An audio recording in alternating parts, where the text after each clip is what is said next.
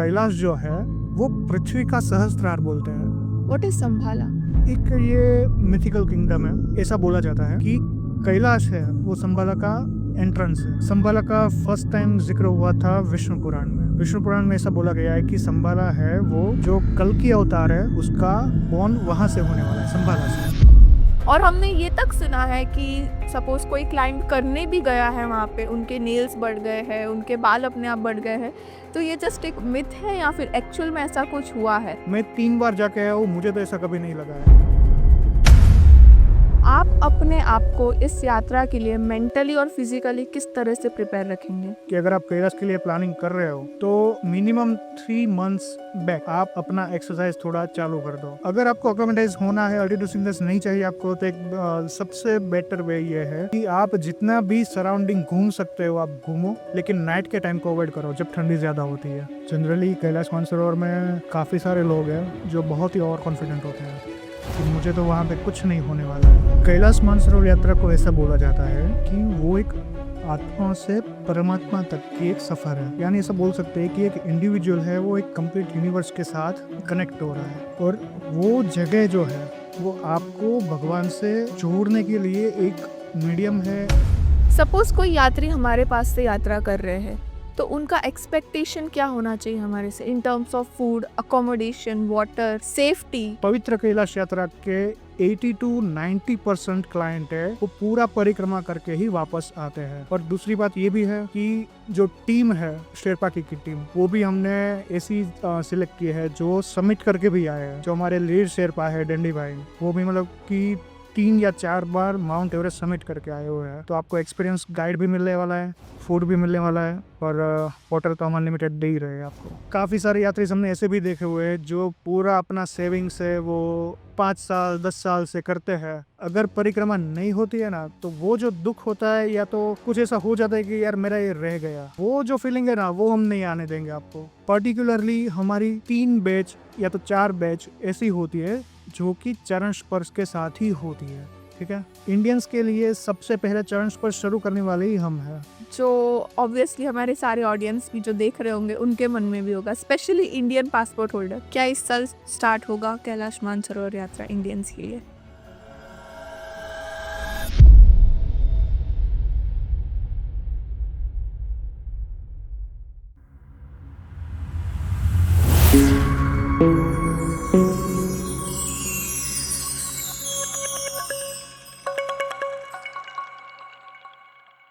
Hello everyone, welcome to our YouTube channel पवित्र कैलाश यात्रा। आज हमारे साथ है हमारे को founder mister Mohit बोरीसागर।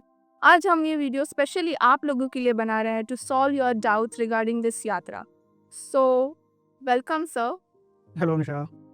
Firstly, I really appreciate the entire Pavitra Kailash Yatra team, and especially you and Vidhi for organizing this wonderful video. Let's try कि हम जितने भी डाउट्स पॉसिबल हो आज सॉल्व करें हमारे सारे व्यूअर्स के। आपकी कंपनी यानी हमारी पवित्र कैलाश यात्रा कितने साल से ऑपरेट कर रही है? मैं एक ब्रीफ दे देता हूँ। इन 2009 मेरे पापा और मेरे अंकल थे, वो गए थे कैलाश, और वो गए थे कोई नेपाली एजेंसी के थ्रू गए थे। लेकिन जो एक्सपीरियंस उसका रहा था वो एक कंप्लीट वर्स्ट रहा था। लाइक वो टाइम पे लैंड क्रूजर का था ट्रांसपोर्टेशन और वो सब कुछ, और बीच में लैंड क्रूजर पलट भी गई थी। लेकिन वो टाइम पे ऐसा था कि कोई हेल्प करने के लिए भी आसपास नहीं था। रोए थे लिटरली वो लोग कि भाई कोई हेल्प कर दो, ये कर दो, हमें वापस जाना है, कैलाश नहीं जाना है।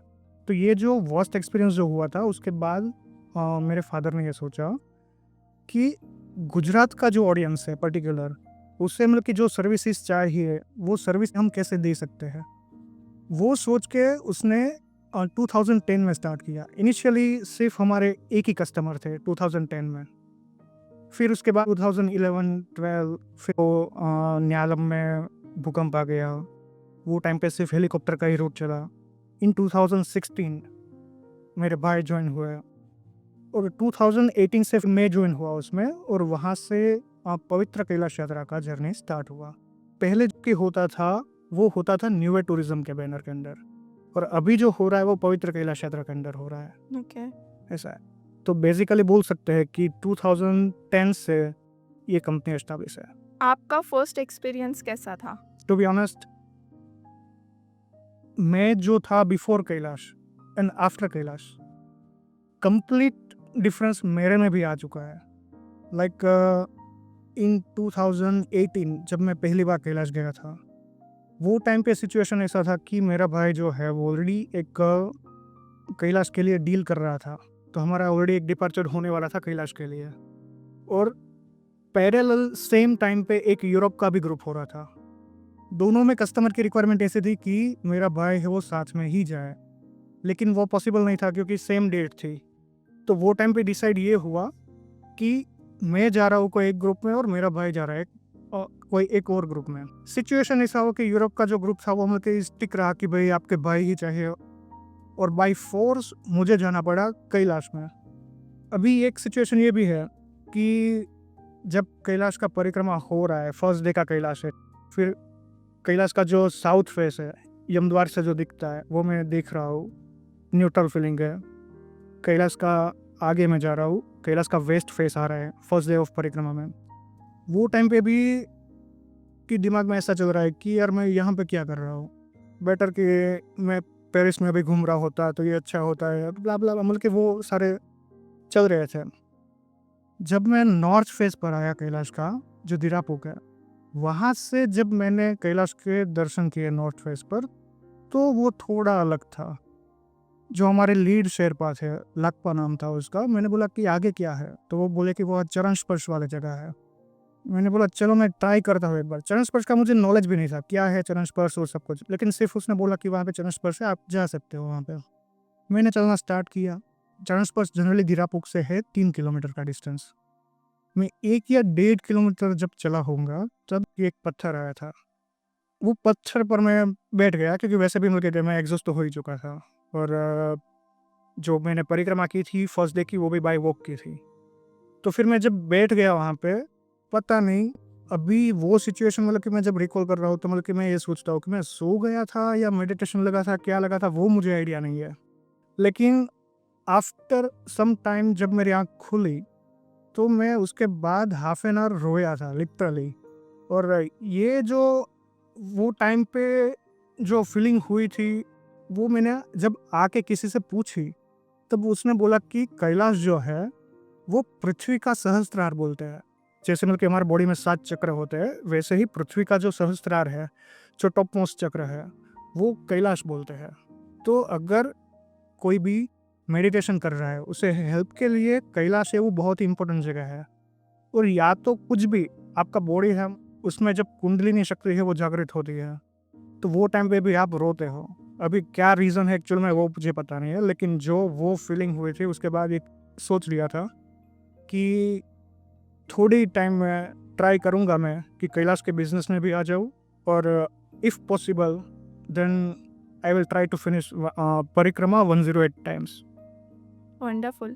आपने मेंशन किया चरण स्पर्श, वो क्या है? आप पहले दिन परिक्रमा करके आते हो दिरापुक। दिरापुक से चरण स्पर्श आप कैलाश का जो नॉर्थ फेस है वहाँ पे आप जाते हो और कैलाश को टच करते हो। तो ये जो जगह है उसे बोलते हैं चरण स्पर्श, कि जिसमें आपको कैलाश के जो फिट है, पाँव है, उसे टच करना है। ओके।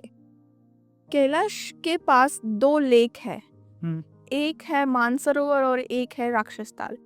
दोनों के बीच में काफ़ी ज़्यादा डिफरेंस है, उसके बारे में आप कुछ बता सकते हो?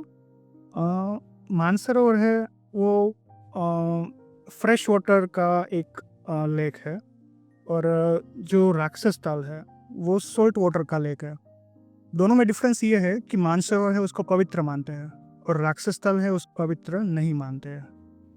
मानसरोवर है वो ब्रह्मा के मन की उत्पत्ति है, और राक्षस ताल के बारे में तो काफ़ी सारी थियरीज है कि ऐसे उत्पन्न हुआ है, ऐसे हुआ है, लेकिन कोई स्ट्रॉन्ग कहीं पे भी मेंशन नहीं है।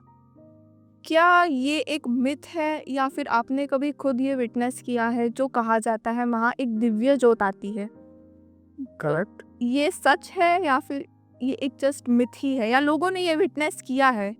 हमारे जितने भी ग्रुप्स गए हैं सारे लोगों ने दिव्य ज्योत के दर्शन किए हुए हैं। ओके।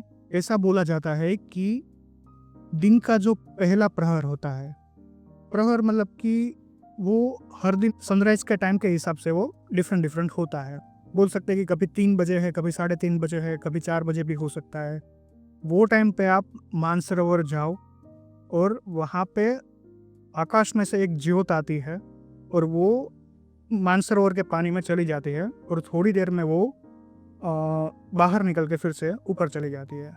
लेकिन एक बात है, सारे लोगों के व्यूज़ और डिस्क्राइब करने का जो तरीका है वो अलग हो सकता है। कुछ लोग ऐसा बोलते हैं कि मानसरोवर में चली गई और पूरा जो मानसरोवर है वो फैल गया, प्रकाश एक लाइट हो गया। और कुछ लोगों का ऐसा है कि अंदर गई और वो ज्योत समा गई। एक ग्रुप था, वो लोगों ने ट्राई किया था कि वो जो दिव्य ज्योत है उसे कैमरा में कैप्चर कर सके। वो लोगों ने किया भी, और जब मॉर्निंग में वो जूम करके देखते हैं तो वो अर्धनारीश्वर के रूप में वो फोटो दिखाई देती है। यानी शिव एंड शक्ति दोनों है, और हाथ मतलब कि 4 हाथ ऐसे है, और जो उसका स्वरूप होता है वैसे ही मतलब कि वो दिखाई देती है। तो ये तो सच बात है कि अगर दिव्य ज्योत के दर्शन करने हैं तो आपको 3 बजे उठना ही चाहिए। ओके, तो अब हम बात करते हैं कैलाश के फेसेस की। हर एक फेस का एक एक इम्पोर्टेंस होगा, तो क्या आप हमें बता सकते हैं कि जैसे नॉर्थ फेस है उसका क्या इम्पोर्टेंस है, साउथ है उसका क्या इम्पोर्टेंस है? देखो निशा, कैलाश है वो एक ऐसी जगह है जो 4 रिलीजन में बहुत महत्वपूर्ण प्लेस है। एक है हिंदुइज्म कि लॉर्ड शिवा का घर है। जैनिज्म में बोलते हैं कि भगवान ऋषभ देव का निर्वाण स्थान है। बुद्धिज्म में ऐसा बोलते हैं कि उसके जो संत थे मिलारेप्पा, वो पहले थे जो कैलाश पे गए थे। और तीसरा धर्म है बौद्ध धर्म। अभी चारों धर्म की बात करें तो वो हिसाब से इम्पोर्टेंस उसका अलग अलग है। अगर हिंदुइज्म की बात करें तो उसके लिए जो कैलाश का नॉर्थ फेस है वो बहुत ही इम्पोर्टेंट है। कैलाश का नॉर्थ फेस है जहाँ पे जनरली मिलकर आप मेडिटेशन में या जो भी फील्ड में आप अगर कुछ कर रहे हो तो आपको वहाँ पे कुछ फीलिंग होगा। साउथ फेस है वो वहाँ पे जो है अष्टापद जी है, वो जैनिज्म धर्म के लिए एक इम्पोर्टेंट स्थान है। अभी कैलाश के जो 4 फेस है उसमें स्टार्ट करते हैं कैलाश के साउथ फेस से। जब भी आप कैलाश मानसरोवर जाते हो आपको पहला जो फेस विजिबल होगा वो साउथ फेस ही होगा। मानसरोवर में आपको कैलाश का साउथ फेस दिखेगा। फिर आप परिक्रमा जब स्टार्ट करोगे तब यमद्वार से भी आपको कैलाश का साउथ फेस दिखेगा। साउथ फेस है वो रिप्रेजेंट करता है भगवान शिव के मुख अघोरा को। अघोरा यानी डिस्ट्रक्शन। फिर आप परिक्रमा आगे बढ़ते हो और वो टाइम पे फर्स्ट डे ऑफ परिक्रमा आपको दिख रहा है कैलाश का वेस्ट फेस है वो ऐसे ही दिखेगा आपको, जान लाइक वो एकदम नज़दीकी है।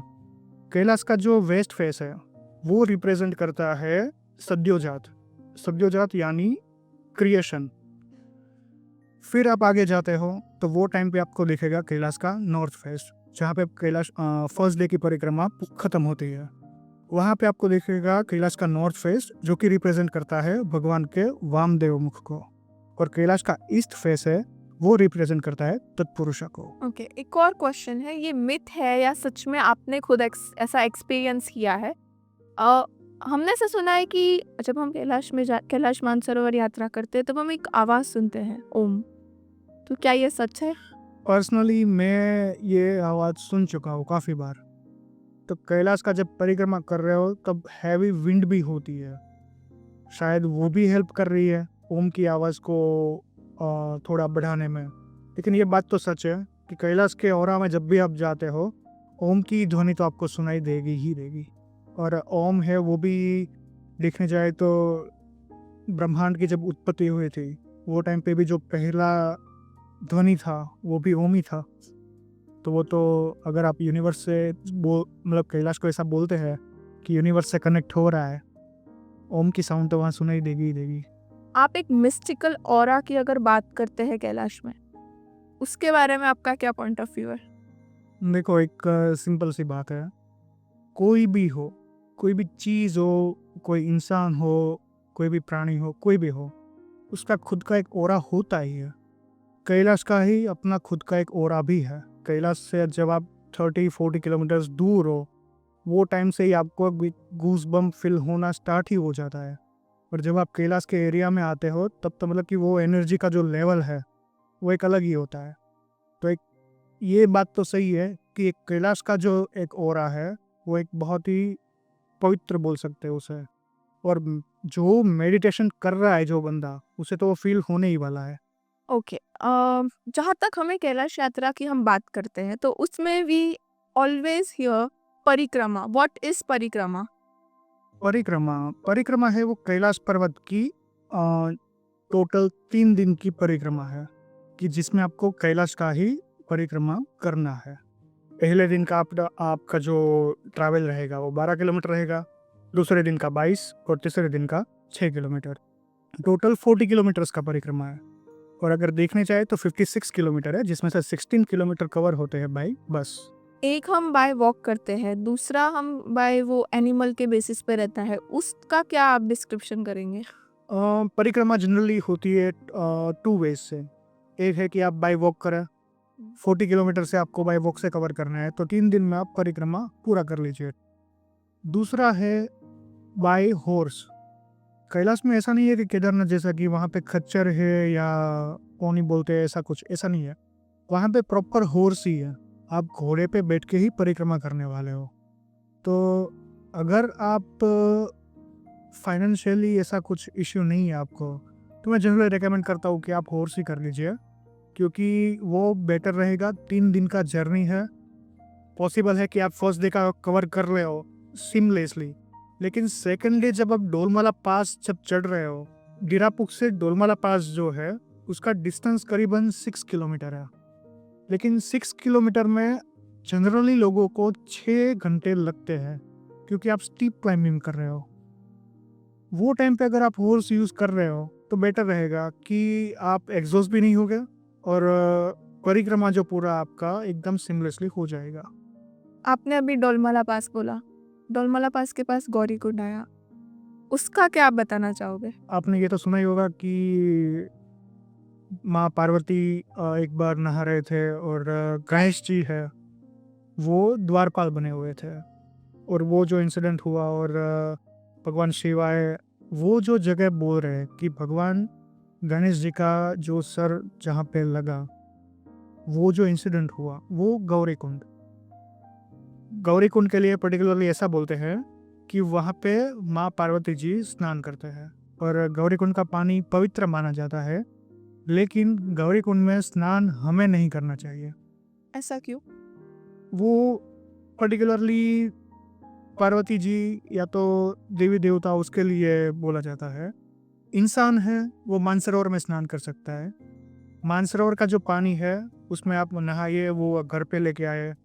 अगर आप गौरी कुंड का पानी लेके आते हो तो उसे पूजा में यूज कीजिए। ओके, व्हाट इज संभाला? मिथिकल किंगडम है, ऐसा बोला जाता है कि कैलाश है वो संभाला का एंट्रेंस है। संभाला का फर्स्ट टाइम जिक्र हुआ था विष्णु पुराण में।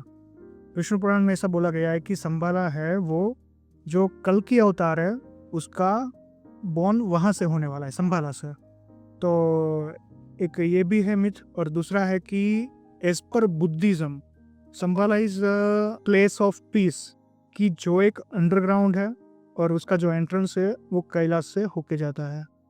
ओके, आप अपने आप को इस यात्रा के लिए मेंटली और फिजिकली किस तरह से प्रिपेयर रखेंगे? देखिए एक बात तो सिंपल है, if you are planning for the Kailash Mansarovar Yatra then please avoid any kind of negativity.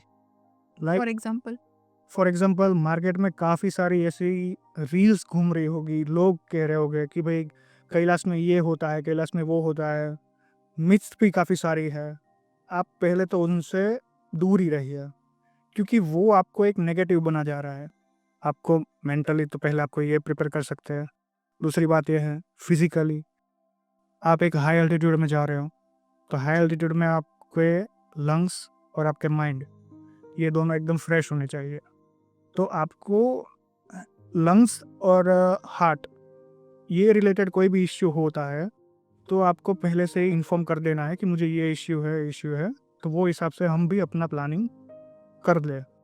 Generally ऐसा है कि हार्ट और लंग्स के रिलेटेड कोई इश्यू है उसे भी हमने कैलाश करवाया है, लेकिन एक बात ये भी है कि उसका मॉरल है वो भी एक स्ट्रॉन्ग होना चाहिए।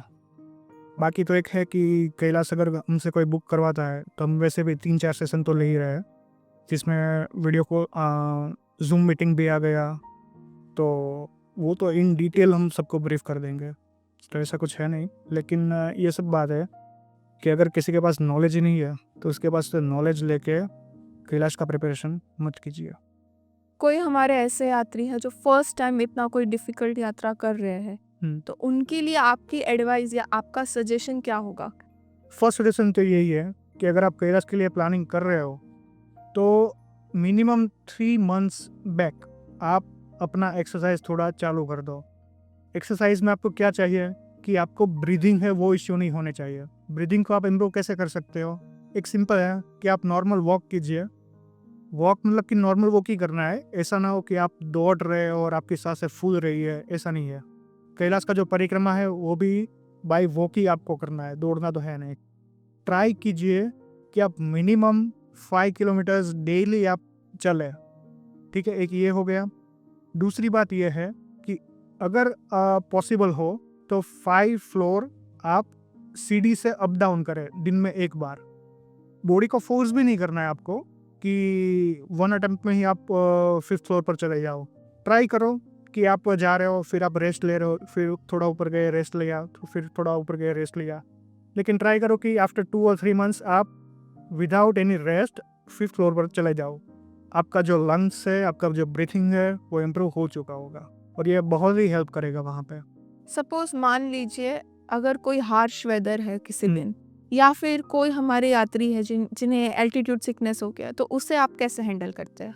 अल्टीट्यूड सिकनेस जब होता है तब एक सिंपल बात है कि कोई भी आपका बंद रूम हो या तो जिसमें प्रेशर है वो थोड़ा हो, वहाँ पे अगर आप चले जाओ, थोड़ा ऑक्सीजन है वो उसको सप्लाई करो, मेडिसिन है वो लो, तो वो बेटर रहने वाला है। ये बात हो गई तब जब अल्टीट्यूड सिकनेस है वो ऑलरेडी हो चुका है। लेकिन अब ये बात है कि अल्टीट्यूड सिकनेस को अवॉइड कैसे कर सकते हैं। अल्टीट्यूड सिकनेस अवॉइड करने के लिए डायमॉक्स टेबलेट है वो आप ले सकते हो, लेकिन उसके लिए भी एक पेज टेस्ट हम पहले करवाते हैं सभी कस्टमर को, कि अगर वो पेज टेस्ट के बाद अगर उसको टिंगलिंग के ऐसा कुछ होता है तो वो उसे अवॉइड करनी चाहिए। डायमॉक्स अगर आप ले रहे हो तो एक बात ये भी ध्यान रखिए कि आपको दिन में 3 लीटर पानी कंज्यूम करना ही है कोई भी हिसाब से, क्योंकि डायमॉक्स से वो आपका बॉडी का जितना भी पानी होगा वो पूरा बाहर निकालेगा और आपको अल्टीट्यूड के हिसाब से एडजस्ट करने वाला है। तो एक्लिमेटेशन के लिए डायमॉक्स से वो हेल्प करने ही वाला है। लेकिन एक बात ये भी है कि जो हमने आइटनरी हमारी सेट की हुई है उसमें केरुंग में, अगर आप बाय रोड से जाते हो तो केरुंग, और अगर आप बाय हिली जा रहे हो तो ताकलाकोट, वहाँ पे एक्लिमेटेशन के लिए एक बफर डे हमने रखा हुआ है। वो टाइम पे क्या करना है, आपको आसपास में आपको घूमना ही है। ऐसा ना हो कि आप वहाँ पे जा रहे हो, लाइक सपोज कि आप केरुंग पहुँच रहे हो और केरुंग पहुँच के आप रूम में बैठ गए हो और कुछ नहीं कर रहे हो, तो वो आप वेदर के हिसाब से एक्लिमेटाइज नहीं होने वाले हो। आप अगर आपको एक्लिमेटाइज होना है, अल्टीट्यूड सिकनेस नहीं चाहिए आपको, तो एक सबसे बेटर वे ये है कि आप जितना भी सराउंडिंग घूम सकते हो आप घूमो, लेकिन नाइट के टाइम को अवॉइड करो जब ठंडी ज़्यादा होती है। ओके। कभी ऐसा हुआ है कि कोई हेल्दी फिट एंड फाइन इंसान ने यात्रा की हो और उन्हें ऐसी कोई सिकनेस फील करनी पड़ी हो? काफ़ी टाइम हुआ है। जनरली कैलाश मानसरोवर में काफ़ी सारे लोग हैं जो बहुत ही ओवर कॉन्फिडेंट होते हैं कि मुझे तो वहाँ पे कुछ नहीं होने वाला है। एक एग्जांपल दे रहा हूँ कि 24 ईयर का फिट एंड फाइन जो रेगुलर जिम करने वाला लड़का है, वो कैलाश में यमद्वार से ही वापस जा रहा है, और 70 ईयर्स के एक आंटी थे, वो पूरा का पूरा परिक्रमा चल के कर रहे हैं, जो एक्चुअल में ओवरवेट थे। तो ये बात तो है कि जो भी हम आपको मेनू प्रोवाइड कर रहे हैं फूड में, ठीक है, वो ही आप कंज्यूम करें। एडवाइस जो दे रहे हो फॉलो करिए। ड्यूरिंग द यात्रा एक जब हम काठमांडू में होते हैं वो टाइम पे भी एक ब्रीफिंग का सेशन होता है कैलाश के 1 महीने पहले, और कैलाश की यात्रा स्टार्ट होने के 5 दिन पहले हमारे दोस्त जूम मीटिंग को अरेंजमेंट करते हैं हम। तो वो जो सेशन हम लेते हैं उसमें पूरी एडवाइस दे रहे हो वो आप फॉलो कीजिए। ओवर कॉन्फिडेंस मत रखिए सिर्फ, पर जितना हो पॉसिबल फूड वाटर वही इनटेक में कंज्यूम कीजिए जो आपको एडवाइस दे रहे हैं हम। कैलाश यात्रा और बाकी सारे जो यात्रा होते हैं, इन सब से कैलाश यात्रा इतना अलग और इतना यूनिक क्यों है? कैलाश मानसरोवर यात्रा को ऐसा बोला जाता है कि वो एक आत्मा से परमात्मा तक की एक सफ़र है। यानी ऐसा बोल सकते हैं कि एक इंडिविजुअल है, वो एक कंप्लीट यूनिवर्स के साथ कनेक्ट हो रहा है। और वो जगह जो है वो आपको भगवान से जोड़ने के लिए एक मीडियम है, या कुछ भी बोल सकते हो। एक लाइन है, पुल है, वो एक प्रूफ हो सकता है। कोई भी आप मंदिर जा रहे हो, या तो आप कोई भी ज्योतिर्लिंग कर रहे हो, कोई भी केदार कर रहे हो, वहाँ पे जो आपको फीलिंग होगी और कैलाश में जो फीलिंग होगी वो कंप्लीट डिफरेंट है। और मैं तो एक ही बात बोलता हूँ, कैलाश में जो आपको फीलिंग आने वाली है, कैलाश में जो आपको अ, अनुभव होने वाला है, वो डिस्क्राइब तो नहीं किया जा सकता। हमने हमेशा आपको एक चीज़ बोलते हुए सुना है, इवन मैं, हमारी पूरी टीम ने, कि हम सबको एक बार तो कैलाश जाना चाहिए। ऐसा आप बार-बार हमें क्यों बोलते हैं? इसका रीज़न? उसका रीज़न तो ये है कि जो भी हो, कोई भी इंडिविजुअल हो, उसका स्पिरिचुअल एनलाइटमेंट और स्पिरिचुअल ट्रांसफॉर्मेशन वहाँ पे होने ही वाला है। और जो वहाँ पे एक मतलब कि मैं स्टोरी बताता हूँ। कैलाश मानसरोवर यात्रा ये जो है वो पर्टिकुलर 2 पॉइंट्स पे रिवॉल्व हो रही है, ठीक है? एक है माउंट कैलाश, दूसरा है लेक मानसरोवर। तो कैलाश की परिक्रमा की बात करें तो उसमें ऐसा बोला जाता है कि जो आपकी परिक्रमा है वो स्टार्ट हो रही है यमद्वार से। यमद्वार की आप 3 परिक्रमा करो। परिक्रमा करने के बाद यमद्वार के अंदर से आप जाओ, और वहाँ पे कोई भी आपकी अपनी जो पुरानी चीज़ या तो कोई फेवरेट चीज़ हो, पुरानी तो नहीं बोल सकते, आपकी जो फेवरेट चीज़ हो वो वहाँ पे रख दे और आगे बढ़े। ये इसका महत्व क्या है कि आप अपना जो भी पास्ट के सीन्स है, पास्ट के आपके पाप है, वो आप यहाँ पे ख़त्म कर रहे हो। यम के द्वार से आप पास हो रहे हो। आपका जो पुराना है वो आप यहाँ पे नलिफाई हो रहा है, और आपका नया जीवन जो है वो स्टार्ट हो रहा है, और आप पवित्र मन से आपकी परिक्रमा है वो स्टार्ट कर रहे हो। तो एक ये पॉइंट होगा। अभी ये हुई आत्मा की शुद्धि। ऐसा बोलते हैं कि वहाँ पे आपके आत्मा की शुद्धि होती है यम द्वार की परिक्रमा करने से। दूसरा पॉइंट, आपकी बॉडी की शुद्धि। कैलाश से 30 या 40 किलोमीटर दूर है तीर्थपुरी नाम का एक स्थल, वहाँ पे हॉट स्प्रिंग है।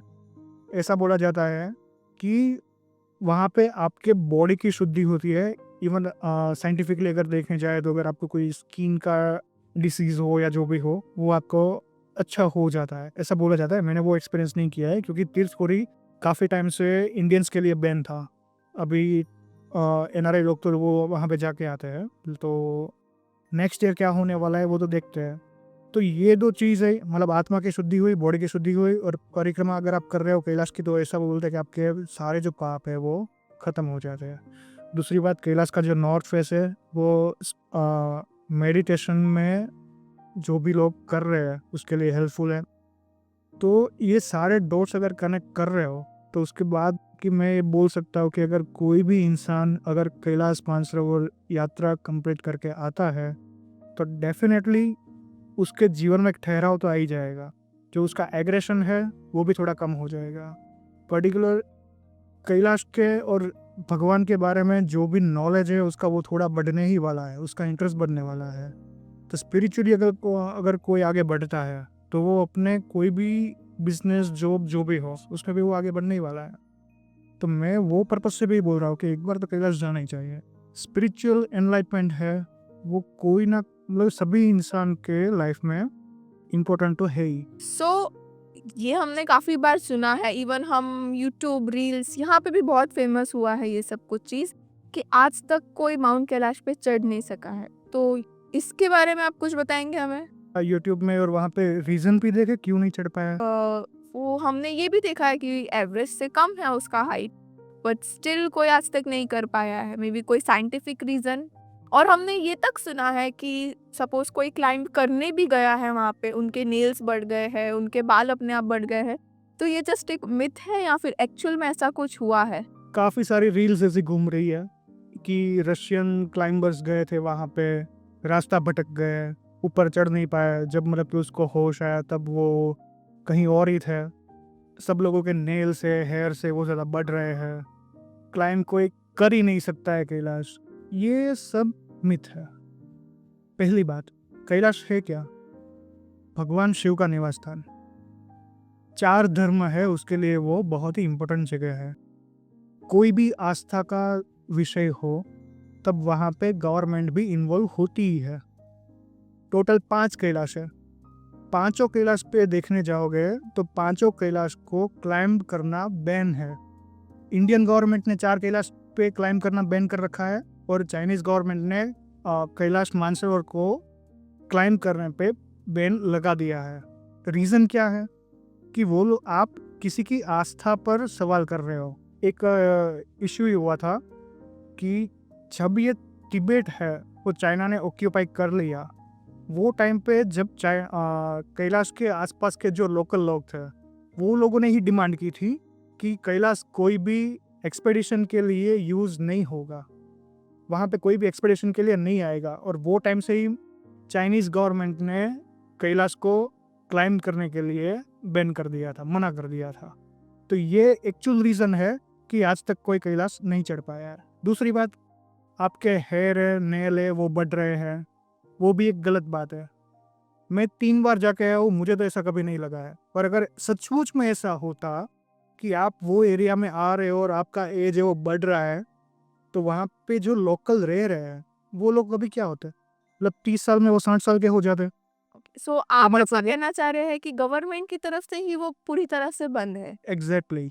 ओके। इवन इंडिया में भी मणिमहेश कैलाश है, आदि कैलाश है, वो सारी जगह पे बैन अमल की क्लाइम नहीं कर सकते आप। कैलाश यात्रा के लिए एज क्राइटेरिया क्या है? लाइक कोई पर्टिकुलर एज क्राइटेरिया है कि इतने एज के लोग नहीं जा सकते, या फिर चिल्ड्रन के लिए है कि ये लोग नहीं जा सकते? कैलाश के लिए एज क्राइटेरिया है वो डिसाइड करता है Tibet tourism board. Tibet tourism board के साइड से जो भी अभी लास्ट ईयर लाइक इन 2023 में जब तिब्बत टूरिज्म ने परमिशन दिया था, वो टाइम पे उसका क्राइटेरिया ये था कि 1 जनवरी 1963 के बाद जितने भी लोग बॉर्न हुए हैं वो लोग कैलाश जा सकते हैं। यानी कि कुछ अराउंड 69 ईयर्स 6 मंथ्स के जैसा होगा। तो अगर ये सेम क्राइटेरिया भी लेके आते हैं तो ऐसा बोल सकते हैं कि 69 प्लस 6 और 7 मंथ। चिल्ड्रन में 5 साल से ऊपर आप कोई भी चाइल्ड हो उसके लेके आ सकते हो। लेकिन मैं पर्सनली रिकमेंड करूँगा कि अगर वो 12 इयर्स के अबोव है तो ही आप लेके आए। बाकी ऐसा सिचुएशन होगा कि अगर वो रास्ते में कहीं पे बीमार हो गया या तो उससे कोई इश्यू आया तो पॉसिबल है कि उसके साथ जो गार्डियंस आए हुए हैं वो भी वापस जा सकते हैं। मैं as a Indian passport holder हूँ। कल अगर सपोज मान लीजिए भगवान की दया से चालू हो जाता है कैलाश यात्रा, तो मैं as a Indian passport holder कैसे वहाँ तक पहुँचूंगी? इंडियन पासपोर्ट होल्डर है वो 2 तरीके से कैलाश जा सकते हैं, इधर बाय गवर्नमेंट और बाय प्राइवेट ऑपरेटर। गवर्नमेंट जो है वो ऑपरेट करती है लिपुलेख से और नाथुला पास से। प्राइवेट सेक्टर ऑपरेट करता है 3 रूट से, एक हो रहा है हिल्सा, एक हो रहा है केरुंग और तीसरा हो रहा है लहासा से। तब टोटल 5 रूट हुए, गवर्नमेंट के 2 और प्राइवेट सेक्टर के 3। तब वो कोई भी 5 रूट से आप कैलाश जा सकते हो। कौन सा मंथ बेस्ट रहता है for the yatra? It completely depends on route कि आप रूट कौन सा चूज करते हो। अगर आप तो बाय रोड जा रहे हो तो बाय रोड के लिए मई महीना है वो भी बेटर है, जून भी बेटर है, जुलाई भी बेटर है, अगस्त में भी आप जा सकते हो, क्योंकि मतलब कि वैसे वहाँ पे वो रास्ते पर कोई इशू नहीं आने वाला है। नेपाल का जो है वेदर वो टाइम पे ख़राब हो सकता है, तो जो पर्टिकुलरली काठमांडू से राशुआगढ़ी का जो डिस्टेंस है उसमें आपको थोड़ा प्रॉब्लम आ सकता है इन अगस्त, तो वो अवॉइड करना चाहिए। पर्टिकुलरली अगर कैलाश की बात करें तो कैलाश में मई महीने में एकदम ज़्यादा बर्फ़ होती है, परिक्रमा होने के चांसेस काफ़ी कम है। बोल सकते हैं कि 80% परिक्रमा अगर आप मई महीने के लिए कंसिडर करें तो 80% चांसेस नहीं है कि आप परिक्रमा कर सकें due to bad weather. June and July परिक्रमा के लिए एकदम बेस्ट है, वहाँ पे आपको साफ वेदर भी मिलेगा, लेकिन वो भी है कि माउंटेन है, वेदर कभी भी ख़राब हो सकता है। अगस्त है उसमें बारिश स्टार्ट हो जाती है, उसके वो जो ड्यूरेशन है वो टाइम पे हम कंप्लीट ऐसा बोलेंगे कि परिक्रमा के लिए आप अवॉइड कीजिए। अगस्त में अगर बारिश है, अगर बारिश आ रही है तो आपको कहीं पे भी शेल्टर के ऐसा कुछ नहीं है कि आप कहीं पे भी खड़े रहो और बारिश से बच सको आप, तो वो टाइम पे परिक्रमा अवॉइड करनी चाहिए। सितंबर में अगर देखने जाए तो अगस्त में बारिश ख़त्म हो गई है और सितंबर में उसके बाद वहाँ पे ग्रीनरी आ गई होगी, तो वो टाइम पे भी ऐसा है कि सब लोगों को परिक्रमा करने में मज़ा आता है। 2024 में ये भी देखा गया है कि दिवाली के बाद भी कुछ ग्रुप ऑपरेट हुए हैं। जनरली इन अक्टूबर नवंबर वहाँ पे एकदम हैवी स्नोफॉल होना स्टार्ट हो जाता है, लेकिन अभी सिचुएशन ऐसा हो रहा है कि मई में पहले जब मतलब क्लीन वेदर मिल रहा था तो मई में अभी वहाँ पे स्नोफॉल ज़्यादा होता है, बर्फ़ ज़्यादा होती है और मतलब सीज़न जो है वो थोड़ा पीछे हुआ है। पहले ऐसा बोलते थे कि मई से सितंबर तक ही यात्रा होती है। अभी ऐसा सिचुएशन है कि बुद्ध पूर्णिमा के दिन जनरली ये कैलाश है वो बुद्ध पूर्णिमा के दिन से स्टार्ट होती है, तो बुद्ध पूर्णिमा के दिन भी वहाँ पे स्नोफॉल होता ही है, डिफ़िकल्टीज आती है, लेकिन लेट अक्टूबर नवंबर में भी 2024 में यात्रा हुई है नॉन इंडियंस के लिए। तो बोल भी सकते हैं ऐसा कि अभी जो वेदर है वो थोड़ा डिले हुआ है, तो वो हिसाब से यात्रा पीछे भी होती है। तो बोल सकते हैं कि जून जुलाई एंड सितंबर ये जो 3 महीने हैं परिक्रमा के लिए बेस्ट है। हेलीकॉप्टर का रूट अगर आप करते हो तो 15 जुलाई के बाद नेपाल में बारिश स्टार्ट हो जाएगी, हेलीकॉप्टर फ्लाई ही नहीं करेगा। अवॉइड कीजिए कि आप अगर प्लानिंग कर रहे हो आप हेलीकॉप्टर के लिए और 20 जुलाई से 30 अगस्त तक वो जो ड्यूरेशन है उसमें आप अवॉइड कीजिए if you are planning for the helicopter. Okay, अभी आपने एक टर्म गुरु पूर्णिमा पूर्णिमा ये हमारा जब यात्रा चलता है उस ड्यूरेशन में ही आता है, तो इसका कोई अलग इम्पोर्टेंस है? डेफिनेटली फुल मून के दिन आपको मानसरोवर पे आप विजिट कर रहे हो तो आपको पूरा जो उसका मून का जो ओरा होगा, मून का जो वाइब्रेशन होगा, साइंटिफिकली देखने जाए तो ये सिंपल सी बात है कि भाई ग्रेविटेशनल फोर्स है वो भी एक एनर्जी के लिए अफेक्ट करता ही है। तो पूर्णिमा का इम्पोर्टेंस तो है ही, स्पिरिचुअली भी है, साइंटिफिकली भी है। तो जनरली लेकिन एक ये भी है कि गुरु पूर्णिमा के टाइम क्राउड काफ़ी ज़्यादा होते हैं। कैलाश का जो अकोमोडेशन का जो कैपेसिटी है वो ईयरली 20,000 का ही है। देखने जाए तो 450 से 500 परिक्रमा के टाइम, एक टाइम पे 450 से 500 मैक्सिमम लोग परिक्रमा कर सकते हैं। मानसरोवर का कैपेसिटी कितना? सिर्फ वहाँ पे 2 गेस्ट हाउस है, उसका कंबाइन करके अगर कैपेसिटी देखने जाए तो 250 टू 30। इनफ्लो कितना होगा? 1000-1500 जितना पूनम के दिन, पर्टिकुलर पूर्णिमा के दिन। तो वो सिचुएशन में क्या होता है कि चाइनीज़ गवर्नमेंट जो है वो पर्टिकुलरली मानसरोवर परिक्रमा उसका अकोमोडेशन अरेंज करती है। इफ़ पॉसिबल प्लीज़ अवॉइड पूर्णिमा, क्योंकि वो टाइम पे सिचुएशन ऐसी होती है कि वो first come first serve basis पर ही होता है। मैं इवन कोई भी एजेंसी ऐसा नहीं बोल सकती कि भाई हमारा मानसरोवर में पूरा का पूरा बुक है पूर्णिमा के दिन, पूरा का पूरा हमारा है, पॉसिबल ही नहीं है। चाइनीज़ गवर्नमेंट बुकिंग लेती है 6 to 8 आवर्स बिफोर, तो आपको सिर्फ इन्फॉर्म करना रहता है कि भाई हम मानसरोवर और परिक्रमा वो टाइम पे 6 to 8 आवर्स बिफोर ही आपका बुकिंग होगा। तो वो जो एरिया है वो वहाँ पे अकोमोडेशन भी कम है, तो वो हिसाब से बोलूँगा कि अगर पूर्णिमा का अगर अवॉइड कर सकते हो तो कीजिए, बाकी तो ग्रुप तो होते ही है। ओके, हमें क्या डॉक्यूमेंट्स चाहिए यात्रा के लिए? यात्रा के लिए डॉक्यूमेंट्स में सिर्फ पासपोर्ट और आपकी साइड से एक मेडिकल का डिक्लेरेशन कि कुछ अगर आपको बीमारी है या नहीं है तो वो, लेकिन वो भी हमारे रेफरेंस के लिए है, ये कोई गवर्नमेंट को सबमिट करना है ऐसा कुछ नहीं है। जो परमिट और वीज़ा की हम बात करते हैं उसका प्रोसीजर क्या रहता है?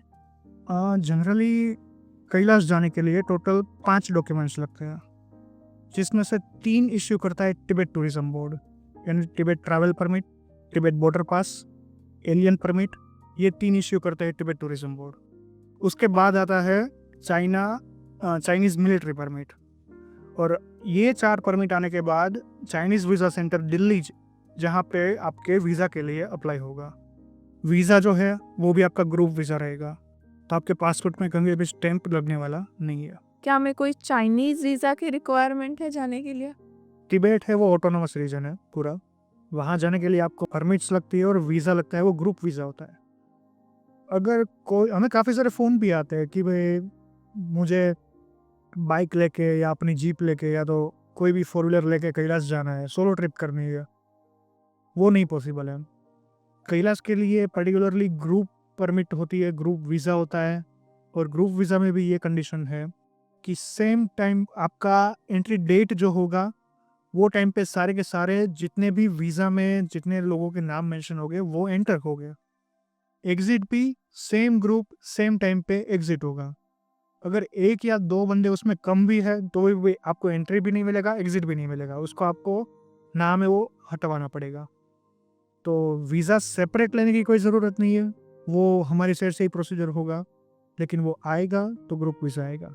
सपोज कोई यात्री हमारे पास से यात्रा कर रहे हैं, तो उनका एक्सपेक्टेशन क्या होना चाहिए हमारे से in terms of food, accommodation, water, safety?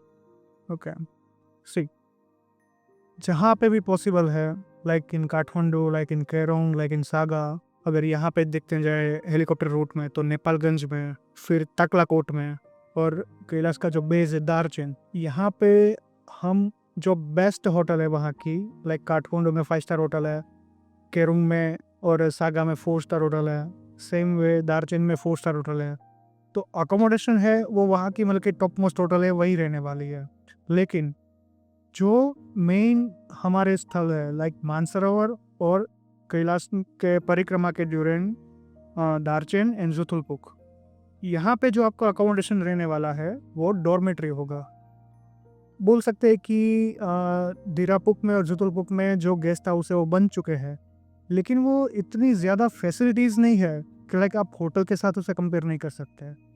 तो अगर आप कैलाश कर रहे हो तो ये आप माइंडसेट से चलिए ही कि आपको मानसरोवर और परिक्रमा, ये जो आपके 3 दिन टोटल होने वाले हैं, वहाँ पे आपको प्रॉपर फैसिलिटीज़ नहीं मिलने वाली है। प्रॉपर फैसिलिटीज से आपका क्या मतलब है? देख, प्रॉपर बेड मिलेगा मुझे? प्रॉपर बेड मिलेगा, डेफिनेटली मिलेगा। Proper washroom? वॉशरूम की फैसिलिटीज़ वहाँ पे नहीं है। वहाँ पे जो वॉशरूम है वो कॉमन वॉशरूम है कि और उसे प्रॉपर वॉशरूम बोल भी नहीं सकते हैं।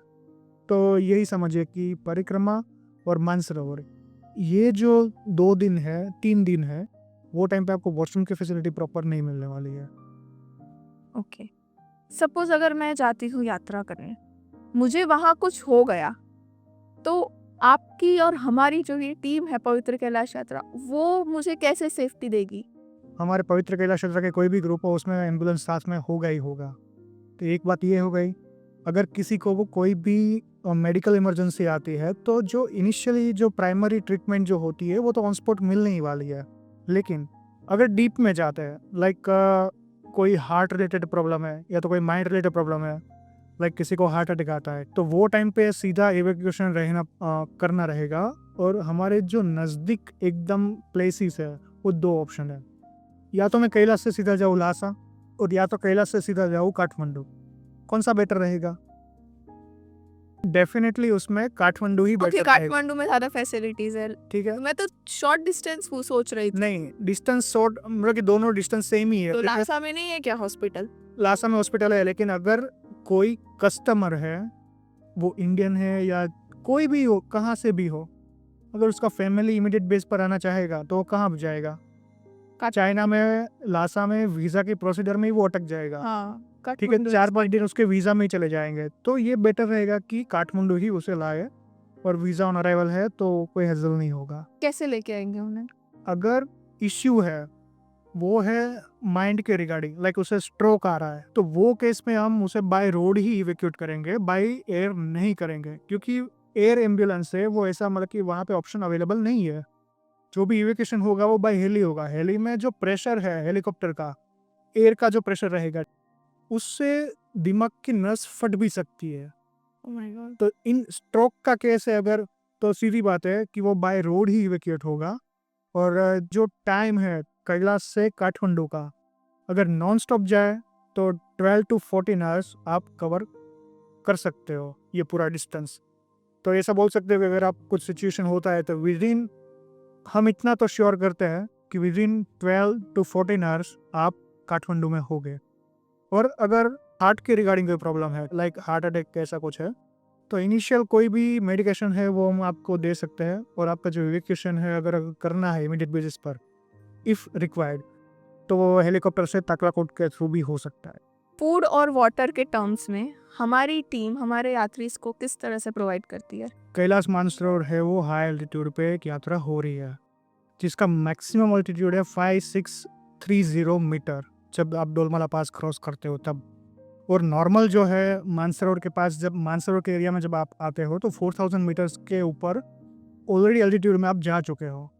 तो वो टाइम पर फूड और पानी ये बहुत ही इम्पोर्टेंट हो जाते हैं, कोई भी हो, लाइक वो चाहे कोई भी माउंटेयर हो या एक्सपीरियंस हो या इन एक्सपीरियंस हो, किसी के भी लिए। तो हमने जो हमारा जो फूड है वो ऐसे प्लान करके रखा हुआ है कि जो हाई एल्टीट्यूड में कोई भी बंदा है वो खा सकता है। लाइक हम सूप से स्टार्ट करते हैं, फिर मतलब फ्रूट्स आते हैं, फुल मील आता है, रात को खिचड़ी है, दलिया है, वो भी हम प्रोवाइड करते हैं। तो हाई एल्टीट्यूड में जितना भी आप फूड कंज्यूम कर सकते हो, जैसा कंज्यूम करना चाहिए आपको, वैसा ही हमारी टीम बनाती है। किचन ऑलरेडी हमारा साथ में ही चलने वाला है, तो आपको फूड की कोई टेंशन लेने की ज़रूरत नहीं है। पवित्र कैलाश यात्रा का एक और बेनिफिट ये है कि हम मिनरल वाटर है वो अनलिमिटेड सप्लाई करते हैं। ऐसा नहीं है कि आपको दिन का एक बोतल ही मिलने वाला है, क्योंकि एक सिंपल बात है, हाई एल्टीट्यूड में आप जब जा रहे हो, कोई लोग ऐसा बोल रहे हैं कि यह पहाड़ों का पानी है, आप गर्म करके पी लीजिए। ऐसा नहीं करना चाहिए, किसी को भी नहीं करना चाहिए, क्योंकि वो पहाड़ों का पानी है, वो आपकी हेल्थ बिगाड़ेगा ही। अगर आप लोकल हो तो आप कोई भी पानी कंज्यूम करो, वो मैटर नहीं करता है। लेकिन आपने लाइफ टाइम में अपना आरओ का पानी पिया हुआ है और वहाँ जाके आप पहाड़ों का पानी पियोगे तो डेफिनेटली आप बीमार होने वाले हो। सागा और या तो मानसरोवर पहुँचते पहुँचते आपको या तो डायरिया हो जाएगा या तो वॉमिटिंग होने लगेगा। तो ये जब हमने स्टार्टिंग के फेज़ में, जब हमारे लाइक 2011-12 में जब हमने ऑब्ज़र्व किया, तब से वो टाइम हमने डिसाइड किया था कि फूड और पानी, ये जो दो चीज़ है उसमें कोई भी कॉम्प्रोमाइज़ नहीं होगा। और यही रीज़न है कि पवित्र कैलाश यात्रा के 80 to 90% क्लाइंट है वो पूरा परिक्रमा करके ही वापस आते हैं। और दूसरी बात ये भी है कि जो टीम है हमारी शेरपा की टीम, वो भी हमने ऐसी सिलेक्ट की है जो सबमिट करके भी आए हैं, लाइक माउंट एवरेस्ट सबमिट करके आए हैं। तो आपको एक्सपीरियंस गाइड भी मिलने वाला है, फूड भी मिलने वाला है, और वाटर तो हम अनलिमिटेड दे ही रहे हैं आपको। गवर्नमेंट की तरफ से जाना और एक प्राइवेट सेक्टर की तरफ से जाना, दोनों में डिफरेंस क्या है? डिफरेंस एक तो आइटनरी में भी है, कॉस्टिंग में भी है। कैसे? आपने ये सुना है कि कैलाश मानसरोवर यात्रा का रोड है वो बन गया है इंडिया में, ऐसा कुछ? हाँ।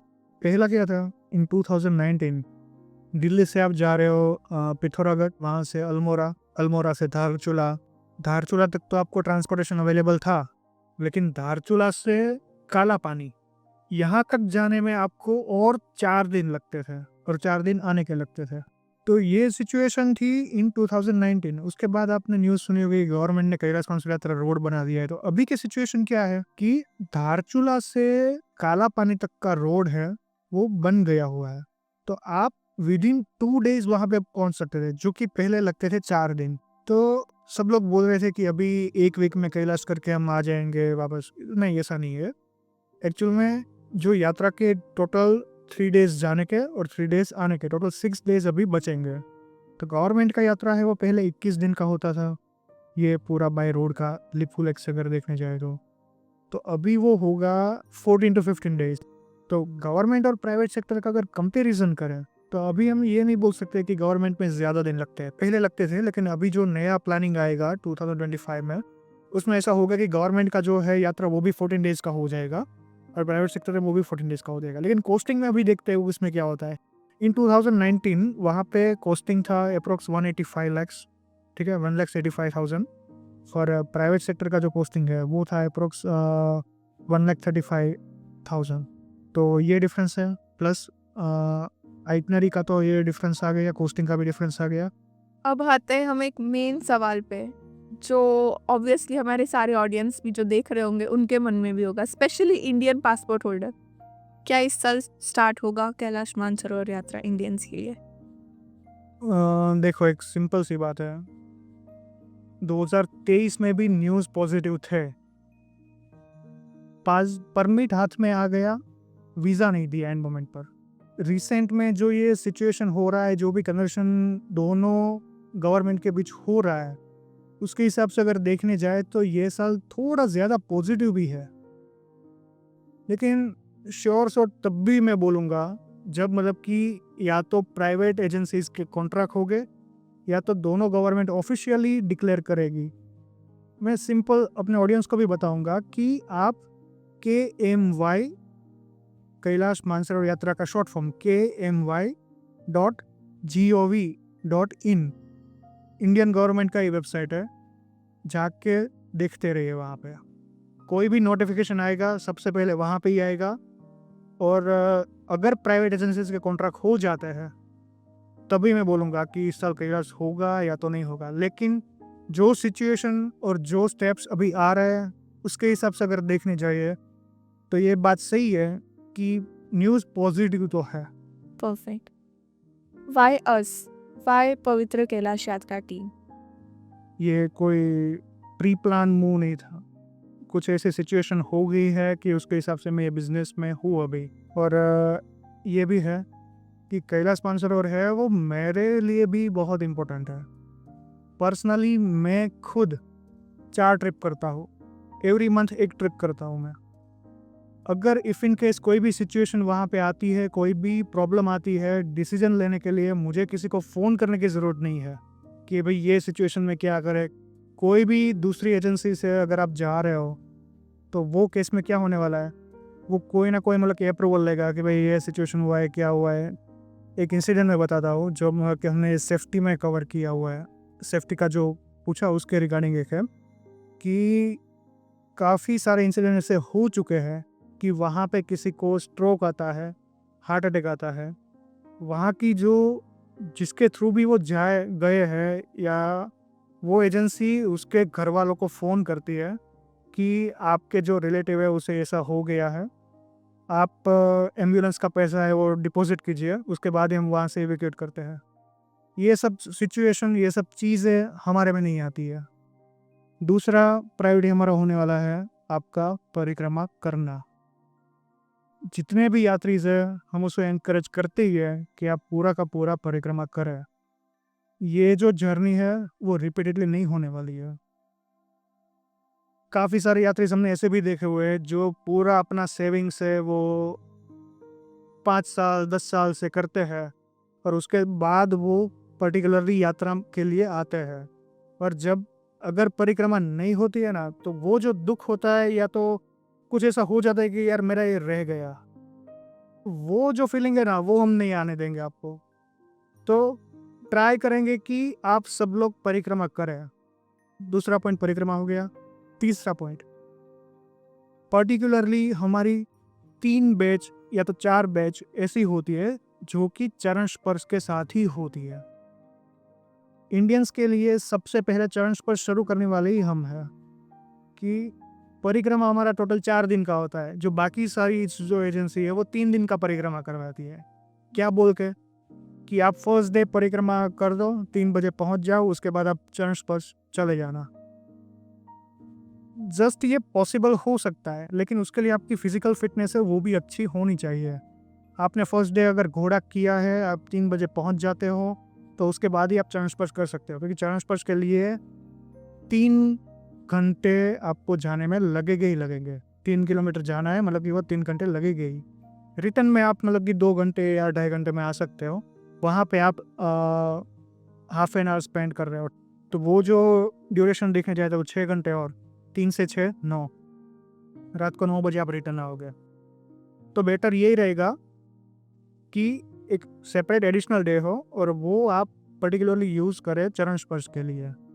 तो चरण स्पर्श है, एक ये बेनिफिट है। बाय रोड जो न्यालम बॉर्डर पे जब भूकंप आया, न्यालम बॉर्डर बंद हुई, उसके बाद जो केरुंग का बॉर्डर ओपन हुआ, वो टाइम पे मैं ऑलरेडी ये बिजनेस में आ चुका था।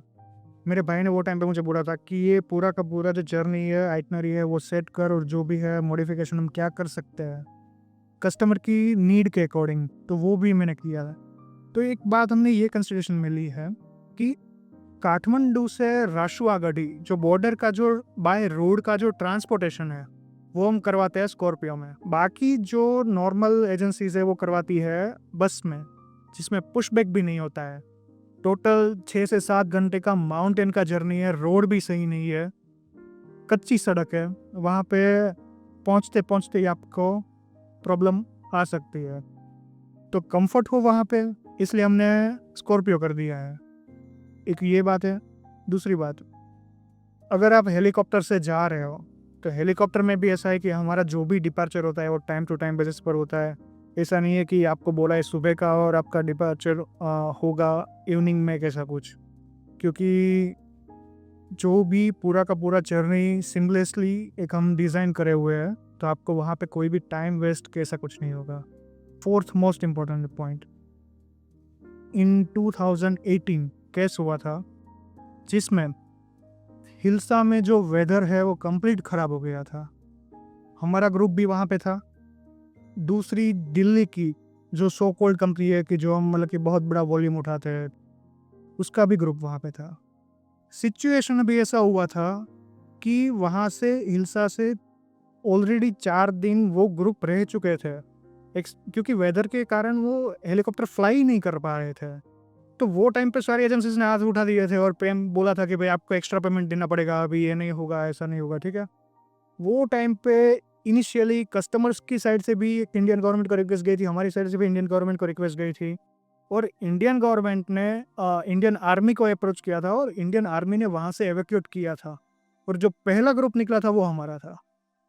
तो ये बात है कि कभी कस्टमर को छोड़ के भागेंगे नहीं, और कस्टमर को साथ में लेकर परिक्रमा भी करवाएंगे। और एक बात ये भी है, जब भी मैं पर्सनली इन्वॉल्व होता हूँ किसी कस्टमर के साथ कन्वर्सेशन में, तब ऐसा भी है कि सब लोग पता नहीं लेकिन वो इमोशनली अटैचमेंट आ ही जाता है। वो भी मुझे फैमिली की तरह ट्रीट करते हैं और मैं भी उसे फैमिली की तरह ट्रीट करता हूँ। और कभी कभी उसके जो चाइल्ड है वो भी बोलते हैं कि भाई ये हमारे पेरेंट्स है, उसको आपके पेरेंट्स की तरह ही रखना और परिक्रमा पूरे करवा के लाना। तो ये भी बात है कि जो भी हो, ग्रुप है थोड़ा एजेड भी है मेरा, और कुछ लोग 40s वाले भी है, कुछ यंग लोग भी है।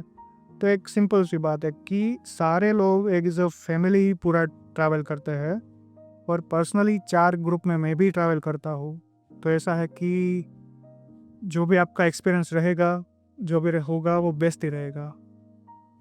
तो ये 4 पॉइंट्स थे वाई चूज पवित्र कैलाश यात्रा करिए। अगर आपको हमारा ये वीडियो अच्छा लगा है तो प्लीज़ लाइक कीजिए एंड सब्सक्राइब कीजिए, और अगर इसके अलावा आपको कोई भी डाउट है तो आप कमेंट कर सकते हैं हमारे कमेंट बॉक्स में, हम डेफिनेटली उसका आंसर करेंगे। टिल देन मिलते हैं नेक्स्ट वीडियो में। जय शंकर। Thank you.